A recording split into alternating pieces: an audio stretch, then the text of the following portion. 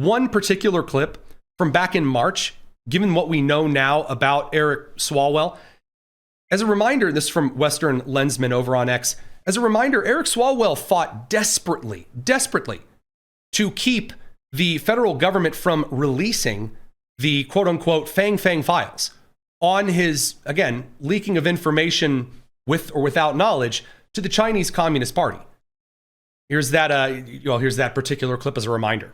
To try and smear a political opponent, I mean, it's just absurd. It's absolutely absurd. But as my lawyer, one of our lawyers told me today, and this really kind of stops you right in your tracks. He said if they do this, it'll be the greatest abuse of power by an FBI director since J. Edgar Hoover. And so those are the stakes, that we would allow the FBI to just go after the president's political enemies. Okay. Again, a very, very curious thing to say that if these files on me are released, well, then this would be really terrible. There is also a group of senators that we've talked about in the last couple of days who have also been arguing that if the Department of Justice and the Department of Homeland Security attempts to, what's the right word here? If the Department of Justice and Homeland Security attempts to access federal Medicaid information, then this would be some type of grievous, horrible, evil, awful crime and a violation of privacy if Immigration Customs Enforcement were to have access to Medicaid and Medicare documents. Which again, a lot of people are asking why. Why is it so bad the federal government have access to federal information? That's rather strange. That is a very, very bizarre case. Now, again, I told you that there were additional sexual scandal cases. By the way, it should note real quick here before we send the radio crew away to commercial that the replacement, possibly for Eric Swalwell, Aisha Wahab, is just like the same kind of awful. And a lot of individuals on the insider circuit have pointed out could very well lose Democrats Eric Swalwell's seat.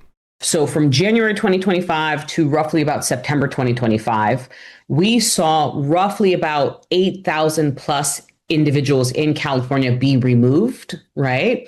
Whereas in Texas, it is estimated, they don't have a clear estimated number, but it is estimated to be roughly about 3.5 to 4 times as much as California, even though we have a larger immigrant target population.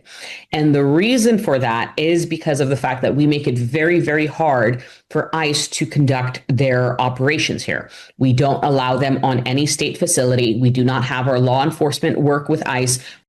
Just a treat. What a peach. Radio crew, we have to send you guys over to the commercial side of things. We're going to continue on the live stream here on the Tony Kinnett cast. We'll see you guys in just a second. So we're going to move on from this goofball because I told you the Jimmy Gomez scandal is in fact just getting way worse. It is. It is getting way, way worse. So yesterday we reminded you that Democrat Representative Jimmy Gomez, a dude in his 50s out in California, is also now being hit with another sexual assault scandal in which his accuser says that when she was working for him as a staffer, he was getting handsy with her and all other forms of nonsense. Oh, also one of those times just happened to be at an Eric Swalwell party in 2023. Pedro Rodriguez over at the Daily Signal has a phenomenal summary of this. So, again, kind of as a quick summary here, the sexual assault scandals are continuing. There's some investigations in a House committee. Now, as of today, it's worse. Why is it worse? Because now we've moved from, well, as long as it was consensual, everything is fine. And, as long as everything was copacetic, I believe him. I think he's a really stand-up guy.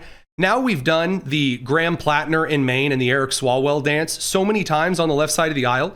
According to John Solomon's crew over at Just the News, quote, the leaders of each party's House Women's Caucus urged the Chamber's Ethics Committee this week to release an update on its investigation into the allegations that Representative Jimmy Gomez committed sexual misconduct. So the House opened its investigation on Monday of this week after allegations again surfaced that he engaged in sexual misconduct with a female staffer of another Democratic lawmaker. Now, the Democratic Women's Caucus has now urged the Ethics Committee on Wednesday to release the status of their investigation while protecting survivor privacy before the 60-day blackout period ahead of Election Day. So there's currently a rule that says, hey, if it's within 60 days of Election Day, then you have to like hold off any big ethics reports so that you can't accuse the congressional committee of trying to sway the election one way or the other. So it's a bit bizarre to see the Democrats and Republicans in the House very, very eager to get this stuff out on this guy. So the caucus said in a statement, quote, "The recent allegations against Rep. Jimmy Gomez are disturbing and must be taken seriously. And the allegations of workplace sexual harassment against women must be investigated and, if substantiated, met with clear and meaningful consequences."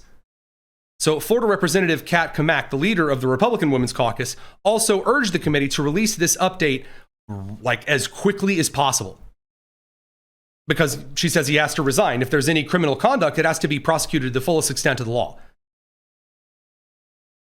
Guys, it's very, very, very strange at this point to be watching all of these ethics investigations turn up considerable evidence that just really doesn't make voters want to come out and vote. Again, the midterms is all about coming out to vote for someone.